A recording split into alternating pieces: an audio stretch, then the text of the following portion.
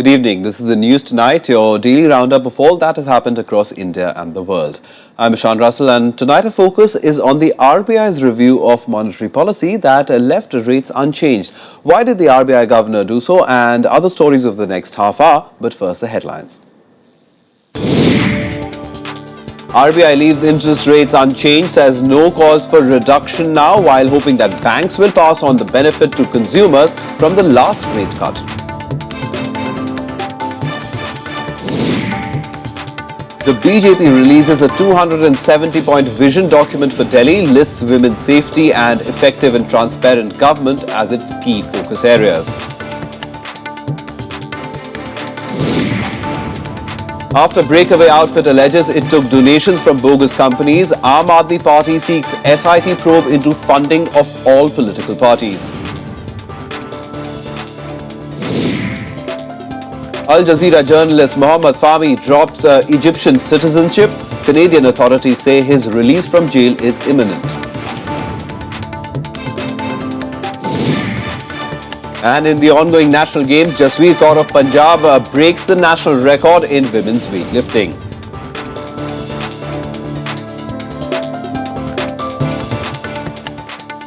The top story tonight, the RBI has held interest rates steady at 7.75% after easing monetary policy just 3 weeks ago. Now, in its sixth bi-monthly monetary policy review, the central bank tried to boost banks' liquidity in a bid to persuade them to lower lending rates. RBI came out with its sixth bi-monthly monetary policy review on Tuesday, and there were no surprises on RBI Chief Raghuram Rajan's birthday. The central bank decided to keep lending rates unchanged after a rate cut on 15th of January outside policy review cycle. The repo rate at which RBI lends money to banks remained at 7.75%. Cash reserve ratio, the amount of funds that the banks have to keep with RBI, was left unchanged at 4%. To encourage banks to lend more, the central bank reduced the statutory liquidity ratio by 50 basis points to 21.5% from 22%. SLR is the minimum portion of net deposits that banks must hold in government bonds. RBI governor said that further rate cut may not happen before the union budget. And that it will depend on developments, in particular on developments on the fiscal front, as well as a continuation of the disinflationary process. Industry expressed its disappointment as falling inflation had rekindled its hopes of cheaper loans. जनवरी 15 के बाद ऐसा कुछ नहीं हुआ है कि फिर तुरंत और एक रेट कट करना जरूरी हो गया था.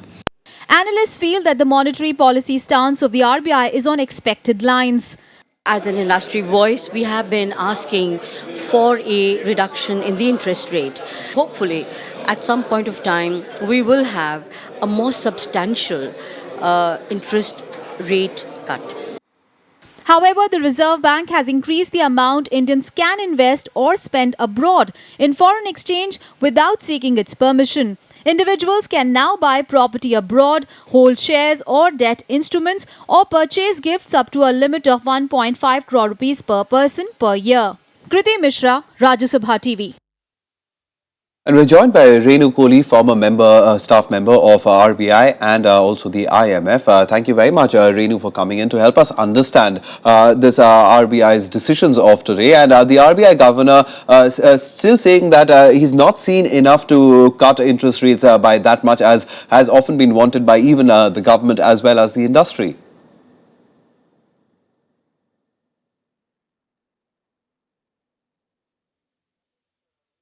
Well, I think nothing really has no particular new data, new evidence or any kind of economic event has taken place after January 15 for the RBI to further consider further interest rate adjustments. So as was reported earlier, it was pretty much on expected lines and therefore I'm not surprised that the RBI kept its interest rates on hold. Looking ahead, it flagged three things which would guide its further interest rate adjustments. Right. One is, of course, the union budget. The second is the inflation data, which they call the continued disinflationary pressures. and the third is actually the GDP number. So these are the revision of GDP numbers. The CPI itself has to be rebased to 2012. So Right. these are the decisions it would look out for. So looking ahead, I do not see the any further interest rate adjustments or reviews until its next review on 7th of April. All right. So, but Renu, if you talk about what the governor had to say about the banks and the fact that the SLR has been lowered in an effort to really persuade banks to pass it on to the to their own customers. So, what do you make of that? And do you see the banks following suit?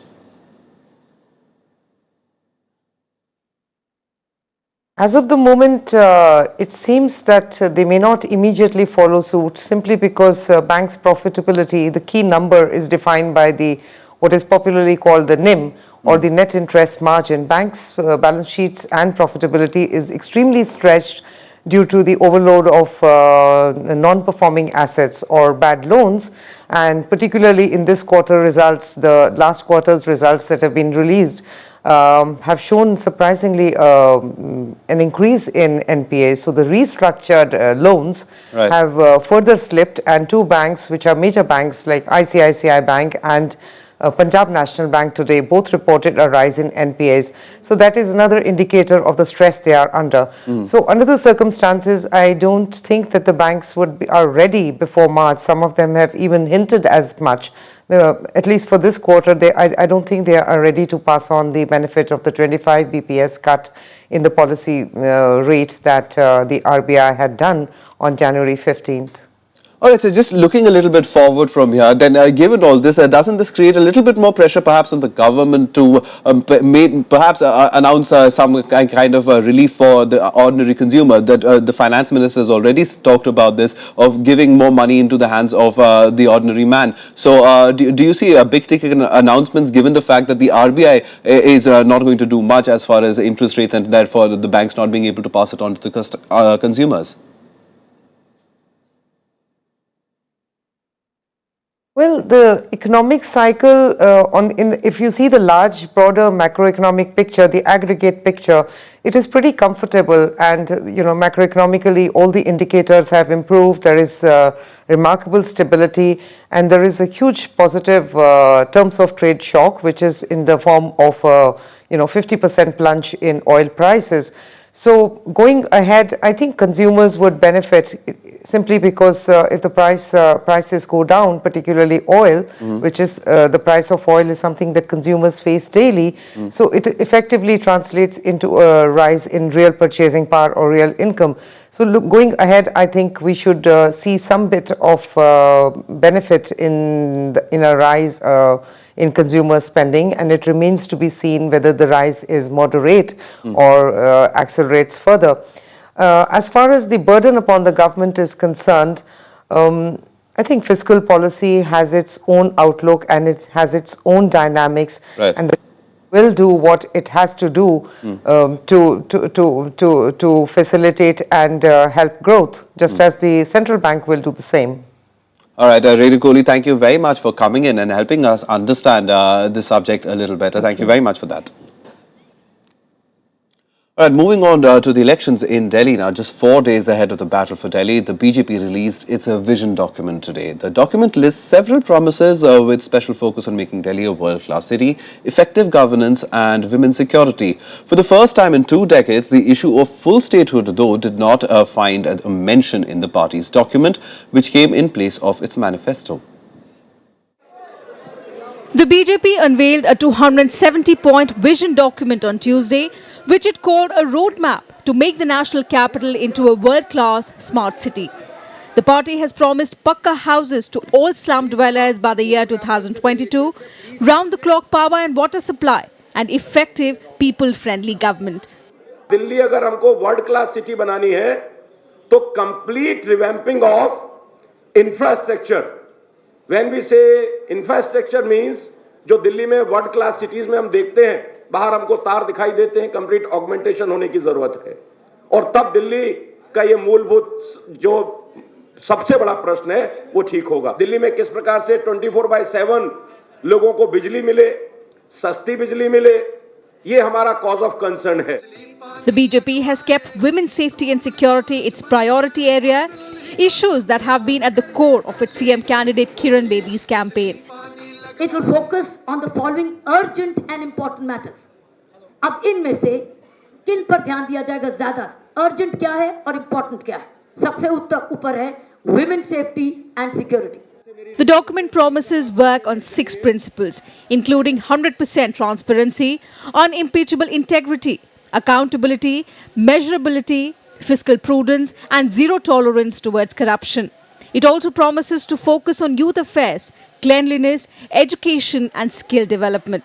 A compulsory health insurance for all citizens of Delhi has also been promised by the party. Besides, a promise to protect the people of the northeastern states also finds mention in the Saffron Party's vision document for Delhi. For the first time in 2 decades, the party has not spelled out its position on full statehood to the national capital, which it promised in its manifestos for the 2013 assembly polls and past elections. It also did not release the manifesto this time, while opting for a vision document unlike the other parties. Bureau Report, Rajya Sabha TV. And the Congress came out with a second part of its manifesto for the Delhi Assembly polls. The parties have promised to make the national capital free of slums and beggars in the new manifesto. Now, emphasizing more on better connectivity in the city, the Congress proposes to make Delhi signal-free, create a monorail infrastructure. Besides improving metro rail services, it has promised to allow more auto and taxi stands as well as double-decker flyovers in an attempt to ease a growing number of commuters in the capital. Now, the Congress has also proposed 1 crore rewards for cops killed on duty. The party also criticized the BJP's vision document, which was released just hours before the Congress's manifesto today. एक कारण तो ये है कि उसके उसी page के नीचे लिखा हुआ है लेट्स गो विद मोदी, यानी प्रधानमंत्री जी के साथ हम चलें, और ऊपर हेडिंग है north eastern immigrants to be protected. तो क्या Bharatiya Janata party north east के हमारे देश के नागरिकों को दूसरे देश का नागरिक मानती है?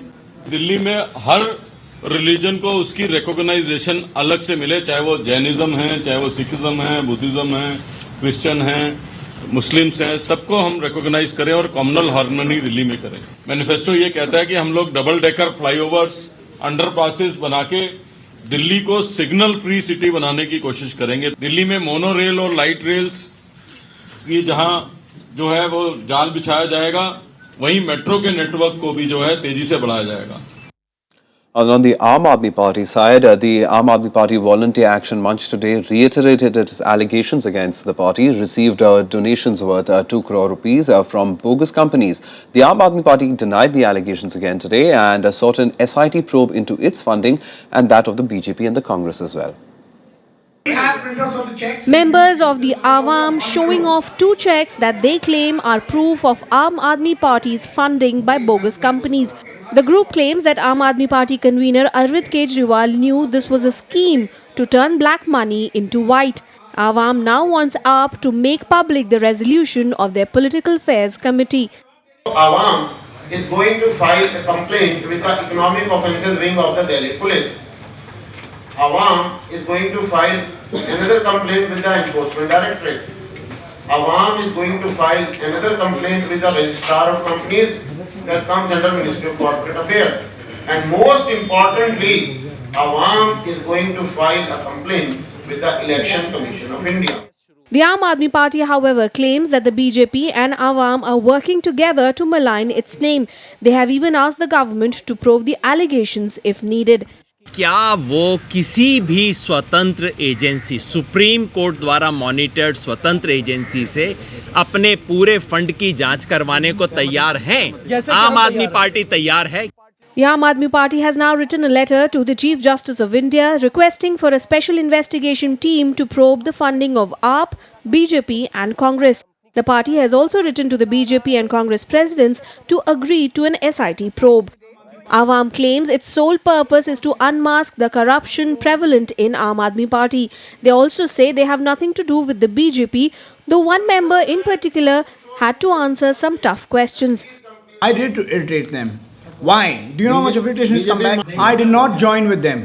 Very clear. Awam says that the ways through which Aam Aadmi Party collects donations is illegal. They have also questioned the clean chit given to Aam Aadmi Party by the Home Ministry. With Shyam Sundar and Kriti Mishra, Bureau Report for Rajya Sabha TV. Now, the allegations of dubious funding by AAP and from four fake companies triggered a political slugfest with the BJP and the Congress stating that the party needs to come clean on the charges against it. Reactions flowed thick and fast to the allegation of round-tripping of funds by the Aam Aadmi Party. Leading the charge was Finance Minister Arun Jaitley, who called it Hawala by midnight. Other BJP leaders also weighed in. It's obvious that this is a round-tripping of black money into the system of a political party.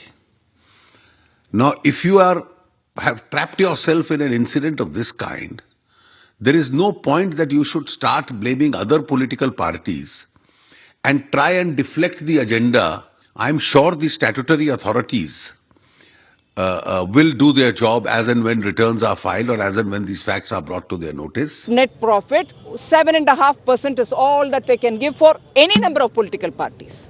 Here these are companies which are shell companies, which are dormant, which are not making profit. They have given, which means you have done something against the law of the land. The Congress used the occasion to hit out at both the Aam Aadmi Party and the BJP on the issue of funding elections through dubious sources. Kiran Bedi जी के पास तो BJP का पैसा है, सारा इस्तेमाल हो रहा है, सारी दिल्ली देख रही है, और इनके पास जो पैसा आया है, कई जो सूत्र हैं वो संदिग्ध हैं. Some opposition parties agreed with AAP leaders that panic within their ranks is prompting the BJP leaders to make these allegations against the Aam Aadmi Party. जो भारतीय जनता पार्टी का रिएक्शन हो रहा है, यह रिएक्शन ही अपने आप में इस बात का द्योतक है कि वो घबराहट में है और एक तरह से हार मान चुके.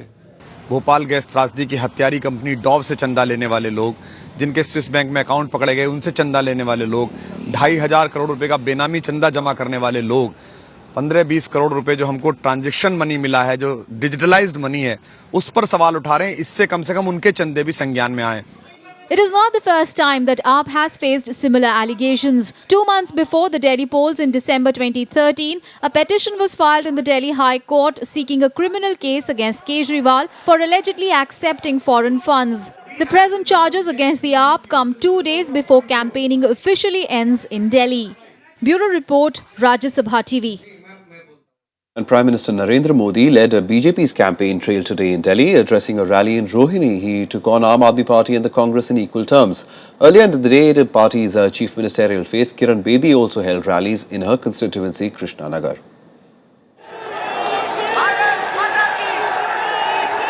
With just 4 days to go for polls in Delhi, BJP stepped up its campaigning on Tuesday. Prime Minister Narendra Modi led the campaign trail with a rally in Rohini. This is Modi's third of 4 planned rallies ahead of the elections. Criticizing both the Congress and the Aam Aadmi Party in his speech, Modi claimed they wasted 16 years of rule in Delhi. Congress party ने आपके 15 साल बर्बाद कर दिए. फिर दूसरे temporary आए. वे छोटे थे, नए थे, ताकत कम थी, तो 15 साल तो बर्बाद नहीं कर पाए. 1 साल आपका तबाह कर दिया इन लोगों ने. अब हमारी जिम्मेवारी है इन 16 साल की बर्बादी में से दिल्ली को बाहर निकालना. He slammed Arvind Kejriwal's party for the controversy surrounding its funding. Taking a dig at AAP, he questioned its claim of clean politics. जो लोग स्विस बैंक में किसका अकाउंट है, उसके अकाउंट नंबर जेब में लेकर के घूमते थे, उन्हें ये मालूम नहीं कि उनके अकाउंट में किसके पैसे आते हैं, बोले हमें मालूम नहीं. Modi also promised to make Delhi a world-class city. He also criticized the Congress for raising questions over his government's performance in the last 9 months. Delhi को दुनिया के भिन्न-भिन्न देशों की राजधानी के बराबरी का माहौल चाहिए, विकास चाहिए, अवसर चाहिए, बदलाव चाहिए. और इसलिए भाइयों बहनों, आज देश की जिम्मेवारी बनी है कि देश की राजधानी कैसी हो, और जब देश की राजधानी उसका खाका मैं खींचता हूं, जरा चित्र मेरे मन में बनाता हूं, तो मुझे लगता है कि ये जिम्मेवारी मुझे भी निभानी चाहिए। कुछ लोग हम पर इस बात की आलोचना करते हैं कि आप ऑर्डिनेंस क्यों लाए। हमारे कांग्रेस के वाले दिन रात चिल्लाते हैं, ऑर्डिनेंस क्यों लाए, ऑर्डिनेंस क्यों लाए। हम ऑर्डिनेंस क्या लाए भाई? ई रिक्शा वालों को कानूनी सुरक्षा मिले। BJP's chief ministerial candidate Kiran Bedi, who was present at this rally, also campaigned earlier in the day in Krishnanagar. Narendra Modi will address one more rally before the campaigning ends on Thursday. With inputs from Vishal Daya, Bureau Report for Rajya Sabha TV. And time now for all the other national news and updates we are tracking in Nationwide. AIADMK Chief Ajay Lalita, DMK President M. Karunanidhi and other leaders remembered the Dravidian veteran C.N. Annadurai on his 46th death anniversary. Thousands of DMK workers led by Party Chief M. Karunanidhi marched silently towards the Anna Memorial at Marina Beach from Walaja Road, where they paid tributes to the iconic leader. The Srinagar-Jammu National Highway remained closed for the third day due to heavy snowfall. Around 2,500 stranded vehicles were cleared yesterday, but traffic was stopped again due to slippery road conditions at several places. A special 2G court fixed 6 February to hear the 2002 additional spectrum allocation scam case. The Defence Counsel said they needed some time and some documents from the CBI. In the charge sheet, the CBI has booked former Telecom Secretary Shamal Ghosh and 3 telecom firms for criminal conspiracy. We'll slip into a very quick break right now, but coming up on the other side, President Barack Obama calls for increased spending in his budget proposal for 2016. More on that on the other side.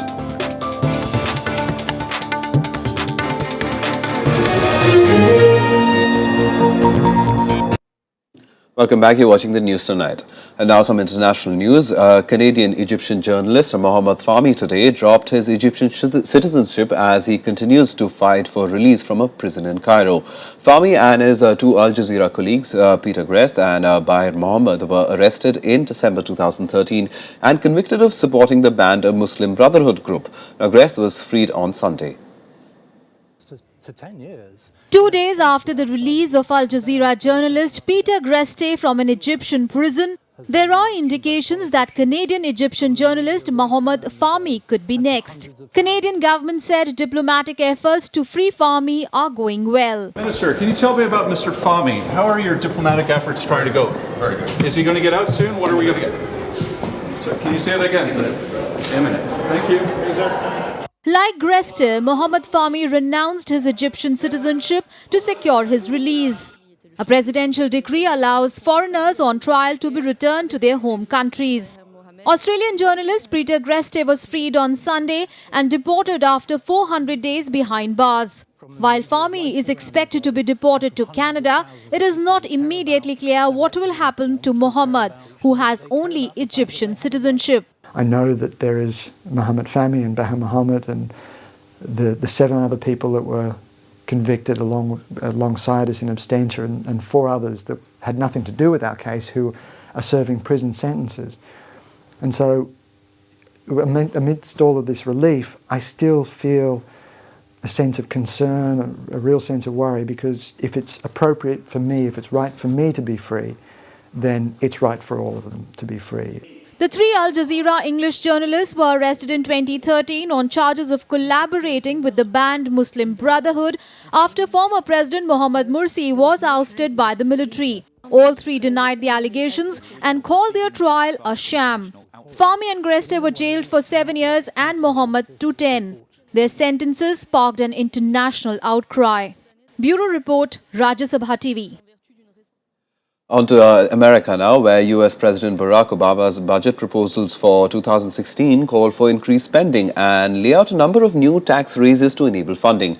It also forecasts continued fiscal deficits over the next decade. But implementing the proposals won't be easy. They need clearance from the Congress, which is dominated by the opposition Republican Party. A $4 trillion budget for the United States fiscal year 2016, with programs to prop up the middle class and taxing the wealthy. He speaks of doing away with austerity measures that cap domestic and defense spending. President Barack Obama's budget details $3.99 trillion in spending and collects $3.52 trillion in revenue, running a deficit of $474 billion. The budget outlines significant tax hikes, primarily on the wealthy and firms. The $238 billion raised would be used to fund infrastructure projects across the country. The budget achieves some $1.8 trillion in deficit reduction over the next 10 years through healthcare, tax, and immigration reforms. But how much of this can actually see the light of day? Without the buffer of a Democrat-controlled Senate, it is unlikely that the proposals will be cleared at all, which makes the exercise more targeted for the 2016 presidential campaign than creation of a realistic fiscal roadmap. Rhetorically, at least, we hear the White House echo Republican calls for policies aimed at helping the middle class. But then we see the White House push more of the same stale top-down policies favored by political bosses over on the left. Funding for Homeland Security remains a boiling issue raked up in the budget. Obama said the Republicans would be putting the entire nation at risk if they did not fully fund the department. This comes in the backdrop of Republicans planning to curtail the department's funding to block Obama's executive orders on immigration. A large majority or a large percentage of Republicans agreed that we needed comprehensive immigration reform and were prepared to act in the Senate and should have acted in the House. But if they don't agree with me, that's fine. That's how our democracy works. You may have noticed they usually don't agree with me. But don't jeopardize our national security over this disagreement. And if Republicans let Homeland Security funding expire, it's the end to any new initiatives in the event that a new threat emerges. It's the end of grants to states and cities that improve local law enforcement and keep our communities safe. Obama does have some pressure points to force Republicans to the negotiating table. Republicans want to free the military of automatic spending caps, something Obama will not accept without relief for domestic programs as well. Republicans are expected to put forward their own proposals in a few weeks' time. Obama's plan is just the opening gambit in lengthy negotiations expected with the Congress. Bureau Report, Raj Sabha TV. Let's now get you all the news from the 35th National Games in the segment. Olympic silver medalist Vijay Kumar shot a golden double as he grabbed both the individual and team gold for services in the men's 25-meter centre fire pistol competition. Himachal Pradesh veteran Samresh Jung and services Pemba Tamang settled for the silver and bronze medals respectively in the individual competition. In the men's 50-meter rifle prone event, services Chain Singh Manhas snatched the gold medal with a score of 205.8. Madhya Pradesh's Shamsher Singh Bhandari took the silver while Karmakar took the bronze. World Cup gold medalist Manavjeet Sandhu had to settle for a bronze in the men's trap finals. Jasveer Kaur of Punjab rewrote the national record in the 63 kg women's category. Kaur had already confirmed her gold medal but continued her lifts and ultimately broke the national record by lifting 94 kilograms in the snatch and 118 kilograms in the clean and jerk, totaling 212 kgs.